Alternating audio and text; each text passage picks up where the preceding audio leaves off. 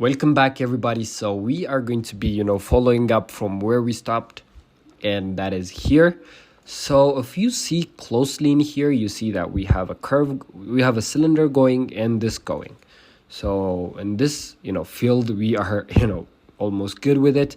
But one thing you might want to notice is that this guy right here, this bevel right here is needed to be in now so we don't have problems later. So let's just tackle that right now. Select those, Control B, but first you always want to apply this before beveling something, and just go for it like this. You can see this bevel and this bevel are fairly aligning, and everything else is going to be fixed later. So we like this. So, and let me just add one loop cut right here. So now what we are going to do is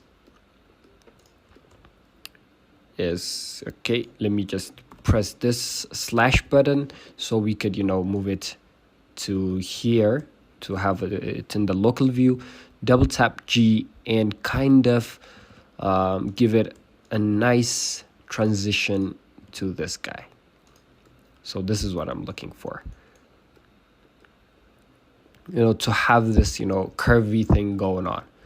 Or the other thing you could do is just press the top part and double tap G and move it like this. So whichever way you do it, it doesn't matter.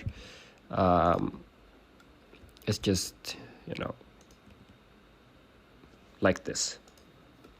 So now what we could do is just press these two, move it in the Z axis, and press this guy, Control, to have it snap to there. It's easy. Yeah. Okay. So now if I go to the top view and see here is I could see that it's following it good at this part, but I don't see a good amount of following in that one. So let's just move it right here and try to align these guys. Okay, let's align these guys. Oh, we forgot that this side is maybe we could just scale in the negative part, so now we could work in this side. Yeah, that's amazing. Let's just move this guys here and move these ones like this. So the ones that are closer to here, we don't want to worry about too much, because we are going to be joining them with that part. So that's one thing, one less thing to worry about. So yeah, we like this. And this curve, you might want to look out for it, because later is when we are going to be adding the subdivision and stuff. It is going to be a pain. So you want to align these guys too, as much as possible.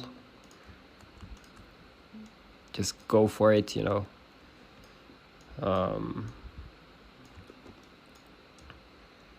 don't try to add that many axes to it, but just try your best to align it. Good. So we want to put these guys just right there. We don't want them connecting that much. Okay, amazing. So now what we are going to do is first let me just fix here this guy. This is kind of nagging me, so let's just put one right here and scale in the y-axis, put it 0. So this guy is going to be giving us the bevel for this and having a nice transition to here. So if I put it like this, would be nice. Okay, good. Top view is nice and simple. Okay, everything is going as planned. Now the only thing that we want to do is add a subdivision modifier, but before that we want to connect these two. So the main reason we want to connect it is this one we want it for its circleness, I guess, and the other one we want it for its shape. So we could get this cool Boolean kind of effect. So let me just go right here. Okay, come here and delete these faces. Delete this face, delete this face. Maybe we want that face. So now if I do this, if I move these, if I delete these guys, you can see that we can perfectly connect these two. So that's a good news for us. So let's just drain this guys for us not to forget about the mirror that is happening. Okay, if I enable random, so you could see. So I'll select this guys and select this guy and press Ctrl J first, and now just go ahead and merge these two. So I want to merge this at this one. So merge at last. Sorry, merge at last. Wait a minute. So this guy's let me just disable this mirror thing here and delete these parts that we don't want. Yeah. So we wanna also not have these faces inside that we are going to be connecting. So let's just go like this and start connecting. Merge at last. Okay, good. Select this, merge at last, and select this and merge at last. Yeah, good.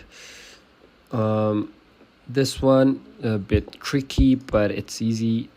Let's delete this bottom faces that we have forgotten about. Okay, let's just put this guy back like that. Good. So we want to keep what do you call it,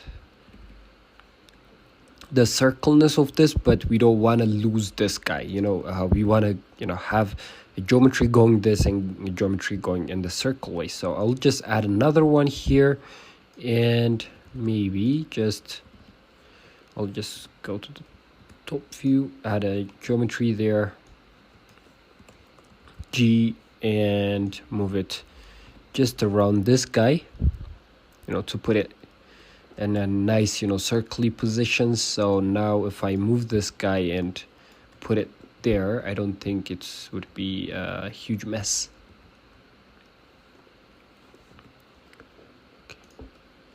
Select the top part, double tap G and move it just around there. I think that is good. And G shift Z to not move it in the Z axis. So if I press Control and click this guy, you see it perfectly aligning there. So select these two. For this, though, it doesn't really matter, just at center would be good enough. And for this guy, merge at center is good enough, or merge at last. Yeah. So now you could see that we have this interesting shape going on. So we want to have it a circle, a nice circle, this guy. So I'll just go like this, loop tools and circle. And maybe if I enable this guy and loop tool circle, I think this should have worked, I guess. Control plus, loop tool circle. That's a nice one. I think doesn't know these guys are connected yet. If I do this and do the same thing again, I think this should work. Maybe if I apply the mirror modifier and now if I go like circle, that is working, I guess. Not as intended, but it is working. So if I rotate this guy like this, it is nice. Okay, So I just wanted to make sure that this will, you know, work for later. So let's just go right here, and now we could just move this guy based on our reference like this. So I think we have enough, you know, geometries to work with and everything. So let me just bring back the mirror modifier, delete this guys, and add a mirror modifier. And do a y-axis too. Good. Yeah. So for the bottom part, let's see. How did they tackle the bottom part? I think it's just the nozzle going. Yeah, like this. Oh, it's the same thing. There we have a circle there, so we are going to be doing the same approach. We're just going to fill it. Okay, just fill, and enable clipping here to have a nice, you know, geometry to work with. So for this one, we are going to move it like this. It's good. I want to add one loop cut here, but I don't know how it's going to be affecting this part, the top part. Maybe it's for the best. Let's add it. Select this guy and, you know, adjust. That's good. Okay, sorry. Top. Okay, it's good. 7. I think this guy needs a little bit of work. Yeah. Yeah, that's good.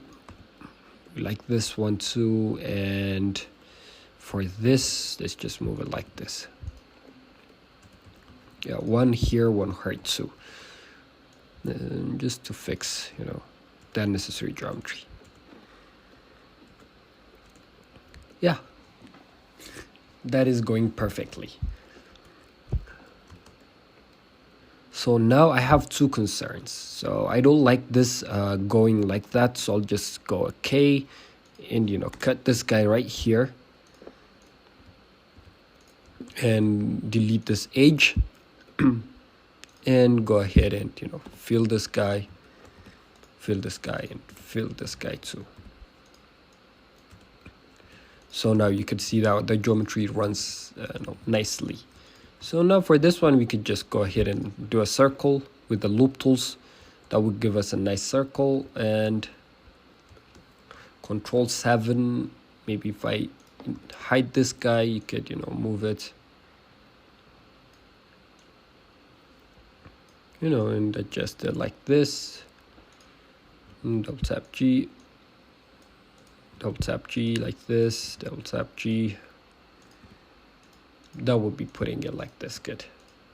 We like this. Amazing.